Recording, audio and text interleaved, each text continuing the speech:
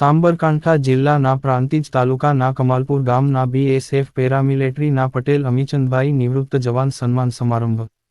Patel અમીચંદભાઈ BSF માંગ 35 એટલે કે પેરામિલિટરીના જવાન જેમણે 35 વર્ષ દેશ સરહદ અને આંતરિક સુરક્ષા માંગ ખૂબ મોટું યોગદાન પછી નિવૃત્ત થઈ માદરે વતન આવેલ તેમના સત્કાર સમારંભમાં પટેલ દીપેશ ગુજરાત પ્રદેશ પ્રમુખ ગુજરાત પેરામિલિટરી સંગઠન અનિલભાઈ અને વસંતભાઈ જોઈન્ટ સેક્રેટરી ગુજરાત પ્રદેશ સાબરકાંઠા જિલ્લા પ્રભારી ગોવિંદભાઈ નગીનભાઈ પ્રાંતિજ તાલુકા પ્રમુખ ધીરેનભાઈ મહામંત્રી પ્રાંતિજ તાલુકા અને અન્ય જવાનો તેમજ સગા સંબંધી આડોશી પાડોશી અને બાજુ વિસ્તારના નાગરિકો મોટા નાના પુરુષો મહિલાઓ ખૂબ મોટી સંખ્યામાં જવાનને આવકારવા, આશીર્વાદ આપવા અભિનંદન પાઠવવા હાજર રહ્યા હતા.